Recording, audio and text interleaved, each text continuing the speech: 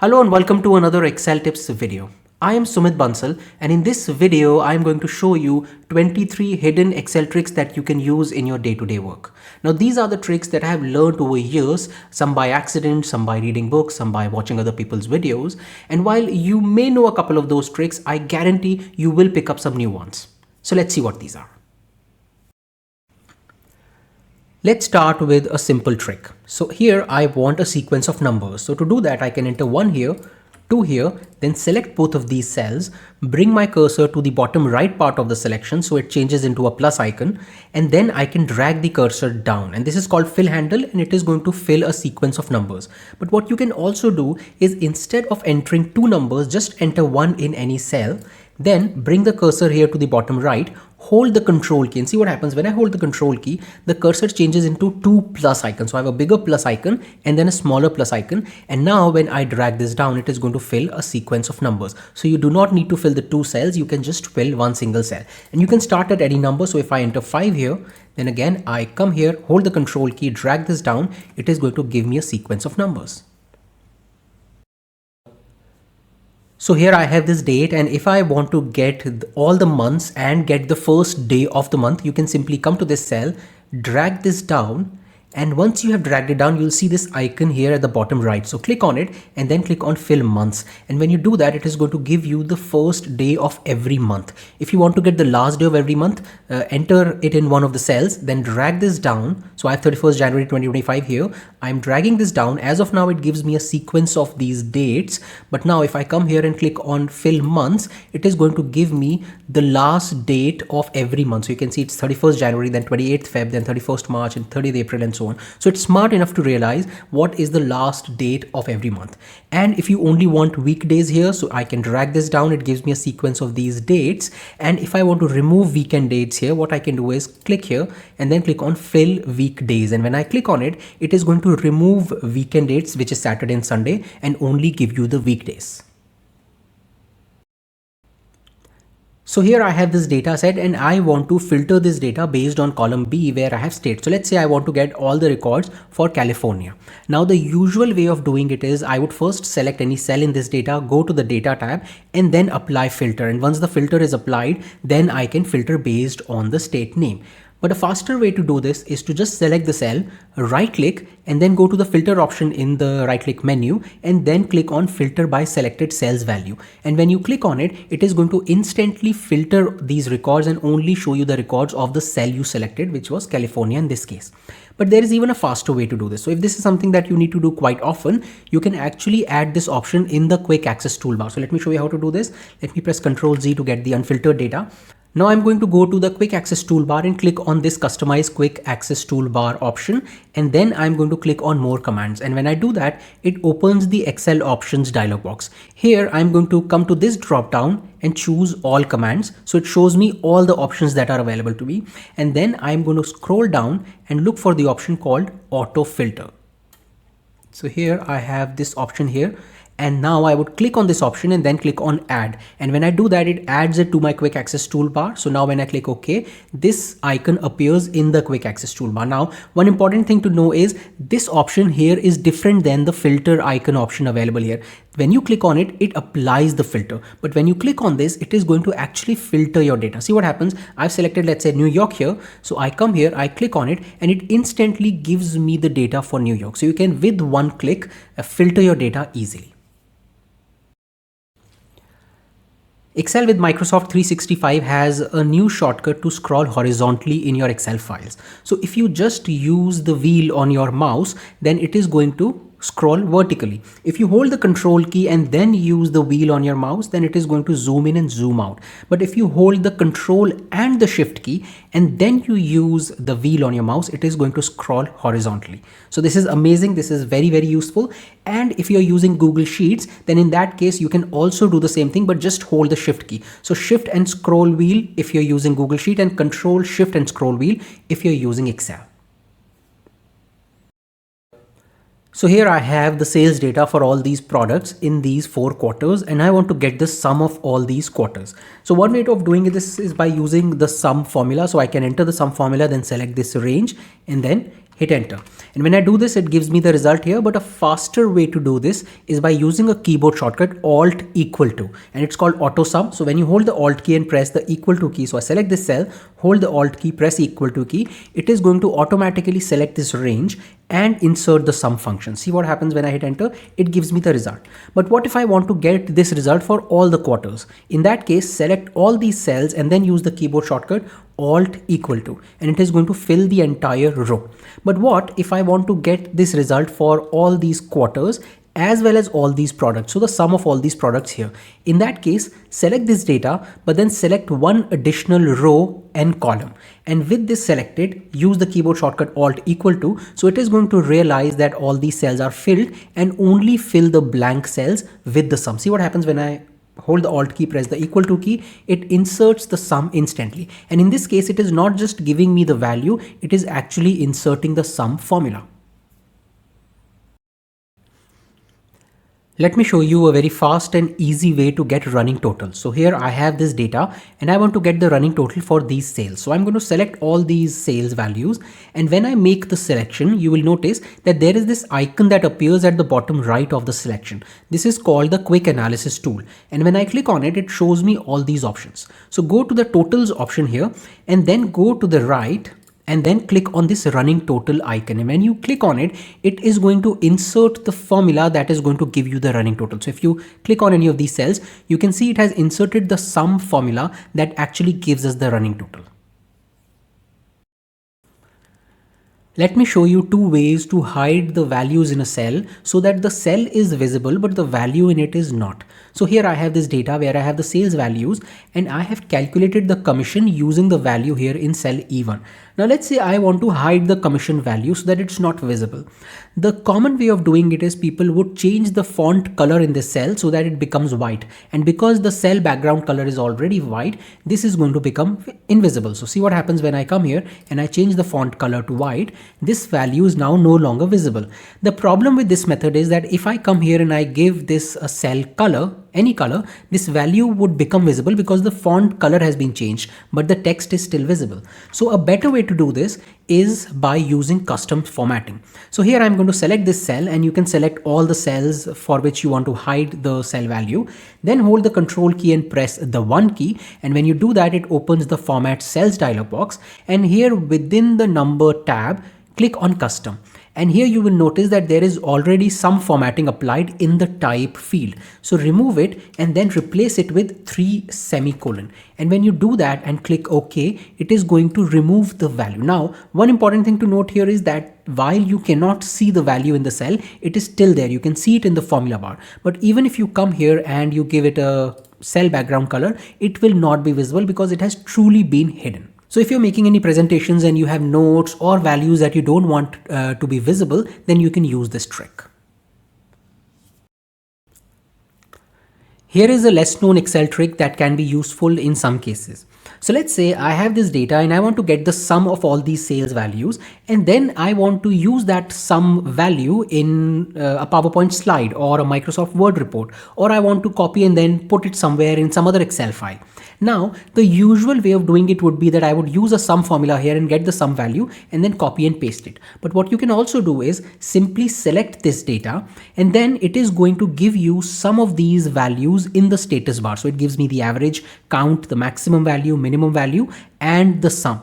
Now, if I want the sum here, I do not need to manually type it. What I can do is just use the left mouse key. And when you do that, it is going to copy the sum value to the clipboard. So now when I left mouse click, then it has copied this value to the clipboard that can be used in any application. I can use it in PowerPoint, Notepad, Microsoft Word, in some other Excel file. See what happens when I come to this cell and I use Control V, it enters the sum value. Similarly, if I select this data and I want the average value, I can just come here, left mouse click, and it has been copied to the clipboard. So now I can come here and I can use Control V, and it is going to give me the average value. And as I said, you can copy and then paste it in any application. It could be outside of Excel as well. There are a couple of things that really frustrates a lot of Excel users. Let me show you. So here, if I enter a number that has leading zeros, such as let's say 0000125, Excel is going to remove the leading zeros. And then if I enter something like JAN1, which may not be a date, Excel will think that this is a date and it is going to convert it into a date. And if I enter anything which is something, let's say 12E5, then this may be something else. It may be a product ID, it may be something else, but Excel would think that this is a number with an E, with an exponential. So it is going to convert it into an exponential number. Now, this is something that happens in the backend because Excel has been programmed to do this, because this is what most of the Excel users would want. But if you do not want it, you can turn this off. So to do that, I'm going to go to the file option here and then click on options. And in the Excel options dialog box, I'm going to go to the data tab and then uncheck this option. So I have automatic data conversions, and if you uncheck this option, it removes all these 4 options. And if you want, you can uncheck them one by one. So let me quickly tell you what these are. This option here, if you uncheck this, it is not going to remove the leading zeros. If you uncheck this option, then what happens is when you enter any number that is more than 15 digits, Excel is going to first convert all the digits after the 15th digit into 0 and then turn it into a scientific notation. So if you remove this, if you uncheck this, then that is not going to happen. The third thing is whenever you have something like 12E5, then when it sees that there is an E in the number, it converts it into a scientific notation. So if you uncheck this, then that is not going to happen. And then finally, we had a date, which is JAN1, then it thought that that is a date. So if you uncheck this option, then that is not going to happen. See, if I click OK and I go back, I can show you that these things are now not going to get automatically converted. So if I enter 000125, then I have the leading zeros which remain there as is. If I do JAN1, then it remains as is, so it's not converted into a date. And if I have something like 12E5, then it remains as is, it's not converted into a scientific notation. So this is something that you can do. Remember that this is an application level setting, which means that if you change it for one of your workbooks, it will be applied for the entire Excel application. So if you want to turn it back on, you can go back to the Excel options dialog box and turn it back on. Here is a data entry trick that might be useful for you. So if you're doing data entry and have a number that would always have a specific number of digits after the decimal, then you can speed up the process. For example, if I'm doing data entry and I always have a decimal and then 2 digits after the decimal, then I can speed up this process by making one change in the Excel backend. So I'm going to go to the file tab here and then click on options. And in the options dialog box, I'm going to go for advanced. And here I have this option called automatically insert a decimal point. Now, by default, this option is unchecked, so it's not enabled. But when you enable this option, it is going to allow you to place a specific number of digits after the decimal. But what it does is now when I click OK and I enter any number, even without the decimal, it is going to automatically put the decimal before 2 digits. See what happens when I enter here, let's say 1, 2, 3, 4, 5, and I have not entered a decimal here. But now when I hit enter, it automatically puts the decimal and 2 digits are after the decimal. So this can speed up your data entry. I can enter any number and a decimal is automatically placed for me. Once you are done with the data entry, then you can go back and disable this setting. Here is another data entry trick for you. Whenever you enter anything in a cell in Excel and then hit enter, the cursor automatically goes to the cell below. But what if you do not want the cursor to go below? What if you are doing the data entry in a row and you want the cursor to go on the right or maybe stay in the same place? You can decide what the cursor would do when you hit enter. So to change this behavior, go to the file tab and here click on options. And in the Excel options dialog box, click on advanced. And here the first option that you see is after pressing enter, move selection, and then you can choose the direction. By default, this direction is down, but you can choose it to be right, up, left, or you can disable it. So for example, if I choose right and then click OK, now whenever I do any data entry here and hit enter, the cursor is going to go to the right. If you do not want the cursor to go anywhere, so if you want to stay in this cell, you can go back to the Excel options dialog box and here make sure that this is unchecked. So when you uncheck this and then you do data entry, your cursor is going to remain at the same place. For example, if I type this and I hit enter, the cursor stays at the same place. So the cursor is not going to move. So this is again a useful data entry trick for people who are doing data entry and who do not want the cursor to go down. When you start Excel, you can choose if there is one file or multiple files that should always open whenever you start Excel. For example, if you're working on a project and you always want to start with the project tracker, then whenever you start Excel, it would open the project tracker, and it could be multiple files as well. So let me show you how to do this.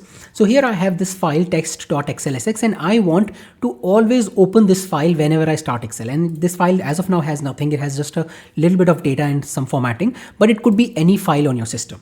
So I'm going to first start Excel, and here I'm going to go to the File tab and click on Options. And when I do that, it opens the Excel Options dialog box. Now here I'm going to go to the Trust Center option and then click on Trust Center Settings button. And when I do that, it opens this Trust Center dialog box. Now here I'm going to click on Trusted Locations, and here search for this option, which is Excel Startup. So there is this location that says Excel default location, Excel Startup. So double click on this one, and when you do that, it is going to give you this address. So copy this path, and now I can close this Excel file. Now I would go to the File Explorer and open this path. And now when I do that, it shows me this folder. Now if I put any Excel file in this folder, whenever Excel opens up, that file would also open. So let me show you. I have this file test.xlsx. So I'm going to go copy this file, then go to this folder, that the location of which we just copied, and paste the file. When I'm doing this, it is going to show me this prompt. So I'm going to click on continue, and now it has pasted this file here. So now I can go back, and this is the downloads folder, but I've already pasted the file in the path that I copied from Excel. Now as of now, Excel is not open. So now when I open Excel, see what happens. It automatically opens this file test.xlsx. So it is not opening the blank instance of Excel. It's actually opening the file that I've put in that Excel start folder. And because I just put one file, only this file has opened. But if you put multiple files there, then all those files would get opened. While most of the times we are sorting data in columns, which is sorting from top to bottom, Excel also has an option to sort the data from left to right. So here I have this data in rows, and I want to sort this data. Let's say I want to sort based on the sales value. So I want the sales value with the highest sales on the left, and then as it goes to the right, the sales values goes down. So to do that, I'm going to select this data. So select the data without the header, because we want the header to be where it is, which is in column A. Then go to the data tab and here click on sort. And when I do that, it opens the sort dialog box. Now here we have this option, this button called options. And when I click on it, you'll see that by default, the sort orientation is sort top to bottom. And if you want to change it, you can change it here. You can select sort left to right and then click OK. And now I can specify the row by which I want to sort. So for example, in this case, if I want to sort based on sales, I can come here, click on row 3 and then specify largest to smallest. And now when I click OK, it is going to sort my data where this is the largest value, and as it goes to the right, the value decreases. You can also do a multi-level sorting. So let's say I first want all the regions sorted. So all the east and then south and then west, and then within each region. So within east, I want the data to be sorted in a descending order. So you can do that as well. I'm going to select this data, go to the data tab, then click on sort. And here, make sure this is sort left to right. And first I want to sort based on the region. So I would select row 1. And in this case, let's say it's A to Z. And then I can add a level. So when I add a level, it is going to first sort based on row number 1. And then it is going to sort based on whatever row I select here, which would be row number 3. And now I can say cell value and largest to smallest. And now when I click OK, you can see I get all the values for east here, and then this data is sorted in a descending order, and then all the values for north and then south and then west. So this is how you can sort left to right in Excel. Excel allows you to create your own custom sorting criteria that you can use while sorting the data. So in this example, I have this data where I have the name, region and sales, and I want to sort this data based on the region column, but I want this to be the criteria. So I want all the records for east, then all the records for west, then north and then south. Now I cannot use the inbuilt A to Z or Z to A criteria because that will not give me this result. So I can create my own custom sorting criteria. So to do that, I'm going to select this data. Then I'm going to go to the data tab here and then click on the sort icon here. And when I do that, it opens the sort dialog box. Now here, I'm going to first click on my data has headers because I do not want my headers to be sorted. Now I'm going to click on sort by and select region, which is the column based on which I want to sort the data. And then in order, I'm going to click on custom list. And when I do that, it opens the custom lists dialog box. And here I can create the list entries that would then be added as the custom sorting criteria. So you can see it already has some of the criteria that are already pre-built in Excel, and I can add my own. So here I can type east, then hit enter to go to the next line, then west, then north, and then south. And now when I click add, it adds this as one of the criteria. So this is selected. I can now click OK. And when I do that, you can see the order here is now east, west, north, south. And if you click on this drop down, you will notice that it gives me it in both the direction. So east, west, north, south, and then south, north, west, and east. So let me select this one. Click OK, and as soon as I do this, you can see my data is sorted where all the records for east are together, and then west, and then north, and then south. You can also import these criteria. So if you have, let's say, a list in a column in Excel, then you can also import that into the custom list here. So let me show you how to do that. I'm going to go to the file tab here, then click on options. And within the advanced options, I would scroll down to go to the general category options. So here I have general options. And now if I click on edit custom list, then you'll see I have one additional thing that I get in the same custom list dialog box, which is this part here. So here it allows me to import a list. So I can just click on this and then select the cells that has the list. And once it's done, I can click on import and it is going to import the list here. As of now, I have already added it, so nothing would happen. But if you have a list, a custom list that you want to put in the custom list dialog box, then you can also import it by going to the file tab and then going to the Excel options.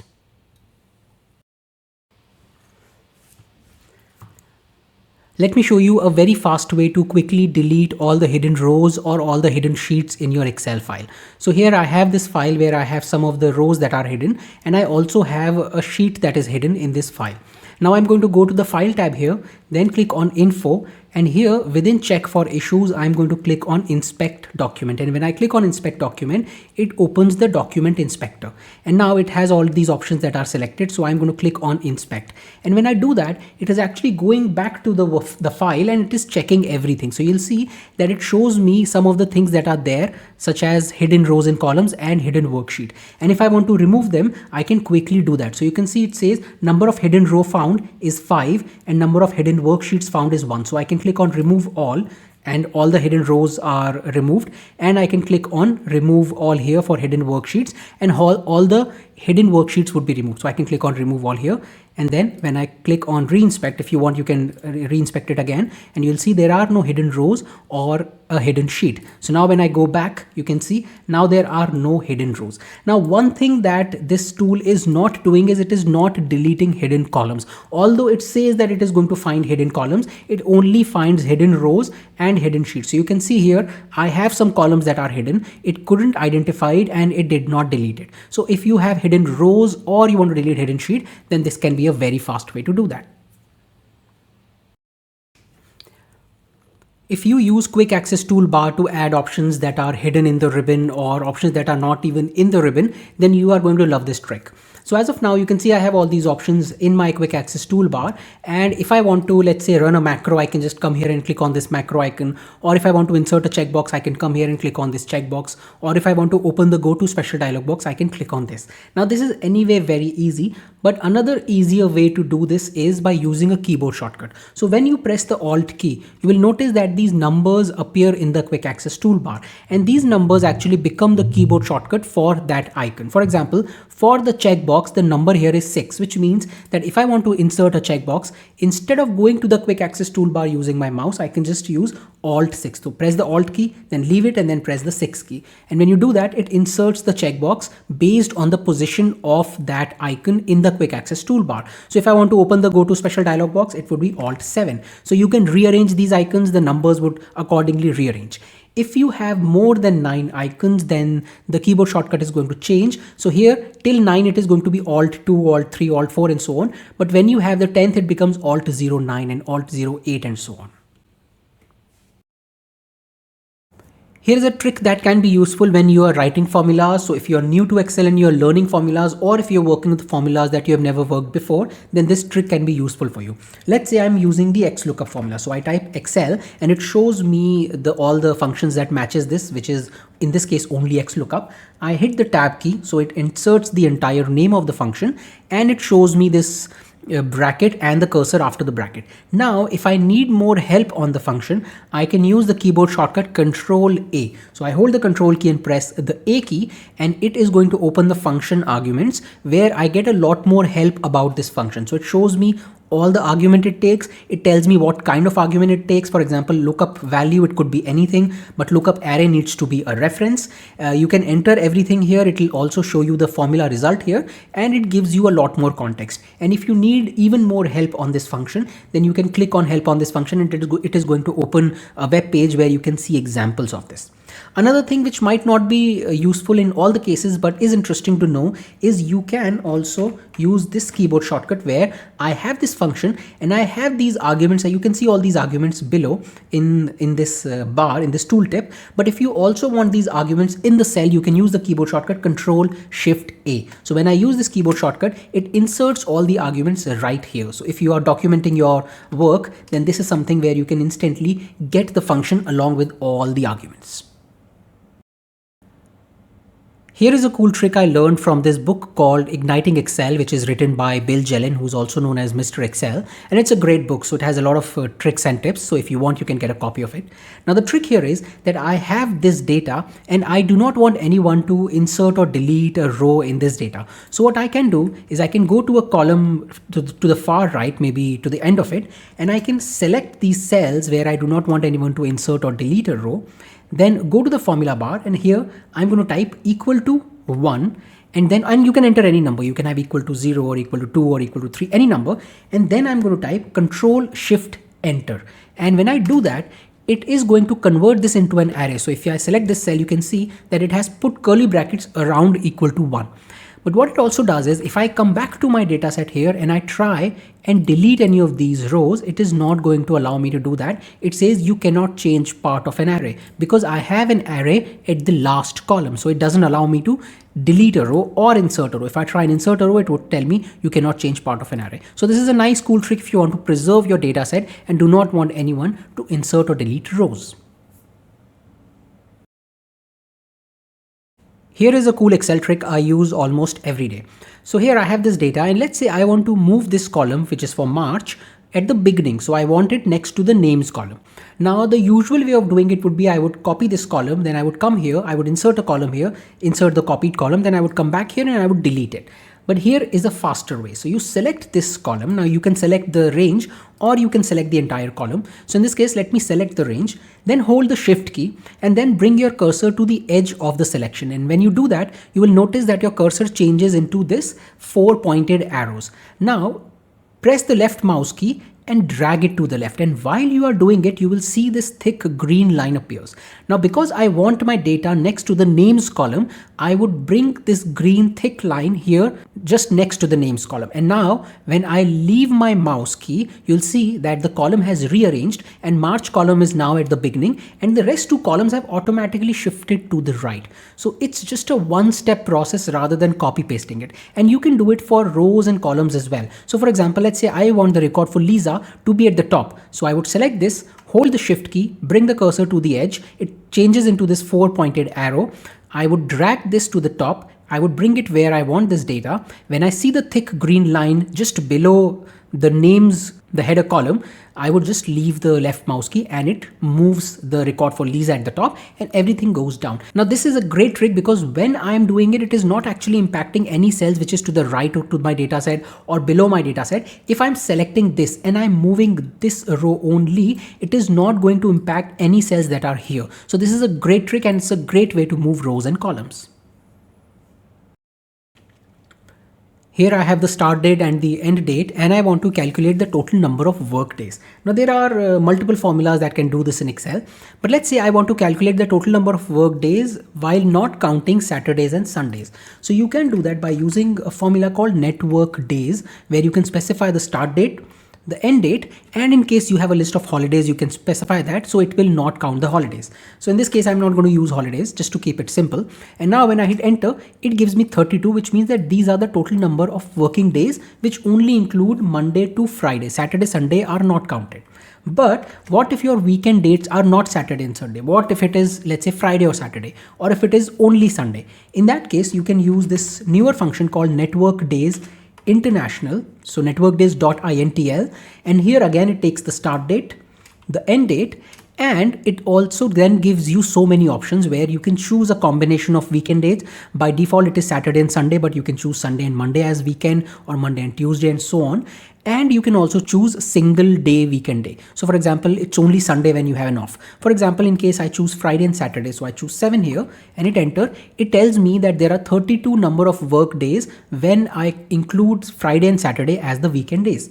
And in case I only want Sunday as the weekend, then I can choose this, so 11, and it tells me that there are going to be total 38 number of working days when only Sunday is the day off. But what if you are in a job where your work days are, let's say, Tuesdays and Thursdays? In that case, you can again use this function with a trick. So here I have network days international. This is my start date. This is my end date. And here, instead of choosing from this, I'm going to manually enter the number of days that are working days for me. So here I'm going to use a string of 0 and 1. So if I enter 1 in all these cases, let's say I enter 1 7 times, all of these are non-working days, which means all the days are weekends. Now, if I hit enter, it gives me 0. But if my working days are, let's say, Tuesday and Thursday, so I would change the second one to 0, and 0 means a working day and 1 means a non-working day, and this as 0. So now Monday, Tuesday is working and Thursday is working. So Monday is off, Wednesday is off, and rest of these days are off. Tuesday and Thursdays are working. Now when I hit enter, it gives me 13, which means that there are 13 number of days between these two dates where Tuesday and Thursdays are the working days. So how can you also use this? In case you want to find out the total number of Fridays or total number of Mondays between these dates, then you can change this here. So I would have 1, 1, 1, 1, 1, 1, 1. And if I want to count the total number of Mondays, I would change this first one to 0. And now when I hit enter, it gives me 6, which means that there are total number of 6 Mondays between these two dates. If you want to get the total number of Fridays, change this and make the 5th one as 0. So this is a great trick when you want to count the number of working days between two dates when you have these conditions. Let me show you 2 new improvements that have come to Excel that are useful, and this is available only in the newer versions of Excel, so I'm assuming that we are using older versions, this might not be available to you. So the first thing is, when you are unhiding sheets, then it wouldn't allow you to unhide all the sheets in one go. For example, in this case, I have 4 sheets that are hidden. Now, if I'm unhiding them, I can right click on the sheet name, then go to the unhide option, and it shows me this unhide dialog box. Now, earlier you could only unhide sheets one by one, but now you can hold the control key and select multiple sheets that you want to unhide. And now when I click OK, it is going to unhide all the sheets in one go. The other thing is, if you have made a selection, earlier you could not deselect some of the cells, but now you can. So in this case, I've selected this range and I want to deselect, let's say, this record, then I can hold the control key and deselect it, and it is going to remove it from my selection. So this is again quite useful. If there are some cells you do not want to select, then you can make the selection first and then you can hold the control key and then deselect the cells. So here I have this workbook, and I want to hide these 2 sheets, index 1 and index 2. Now the way I want to do it is that no one can unhide them. Now as of now, if I use the regular method, so I come here, I select these 2 sheets, right click and then click on hide, then anyone can unhide them. I can come here to the data tab, right click, go to unhide, and then I can select these 2 sheets to unhide them. So this method is not going to work. So I would have to use another way to hide them in such a way that no one can unhide them using the interface. And I'm going to do that using a very simple VBA property pane. So what I'm going to do is go to the developer tab and then click on the Visual Basic icon. And when I do that, it opens the Visual Basic editor. You can also use the keyboard shortcut Alt F11. So hold the Alt key and press the F11 key, and that is also going to open the Visual Basic Editor. Now here, if you do not see anything, click on View and then click on Project Explorer. And when you do that, it is going to show you all the objects of all the open workbooks here. So you can see I have sheet 1, sheet 2 and sheet 3, all these sheets. And now I'm also going to go to the View tab and click on Properties window. And when I do that, it opens this property window. Now when I select a sheet, the properties of that sheet would be visible to me, and I'm going to make one change here for the sheets that I want to hide. So in this case, I want to keep the data sheet visible, but I want to hide the index 1 sheet. So I'm going to select it, then go to the properties pane here, and in visible, I'm going to select this option, Excel sheet very hidden. So usually from the interface, you can either hide a sheet or unhide a sheet, but with VBA, there is a setting which is called very hidden. So if I select this, and then go to index 2 and do the same thing here. So come here and choose Excel sheet very hidden. Once I have done that, I can go back to my workbook, and you can see those sheets are now no longer visible. And if I come here and I click on this option, you can see the unhide option is not visible to me, which means that I cannot unhide these sheets from here. If I want to unhide these sheets, I would have to go back to the VB editor and then change the property. So I select index 1 and here it says sheet very hidden. I will have to make the sheet visible. So here I have this data set where I have dates in column A and I have the sales values for these 4 regions. Now you can see that this is day-wise data. So it's a large data set, and let's say I want to compare the data for one date in January with some date in April. Now I cannot have these 2 dates in the same screen because they're very far apart. So what I can do is I can actually split my screen so that I can view the data from the top and somewhere in the middle or bottom at the same time. So to do that, I'm going to go to the View tab here and then click on this option called Split. And when I do that, it splits my screen into 4 parts. So what you can see is there are 4 different parts. This is one part, this is one part, this is one part, and this is one part. And now I am going to come here, and because I do not want the split vertically, I'm going to just come here, put my cursor on the thick gray line here and drag it to the right. So it removes that split. Now my screen is only split into 2 parts, the top and the bottom.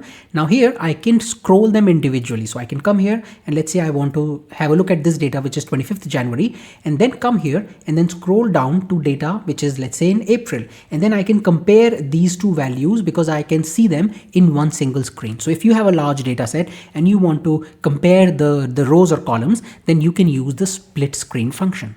That's it in this video. I hope you found these Excel tricks useful. Also, if you're liking these videos, please subscribe to this YouTube channel and click on the bell icon so that you never miss out on any new Excel tips video I come up with.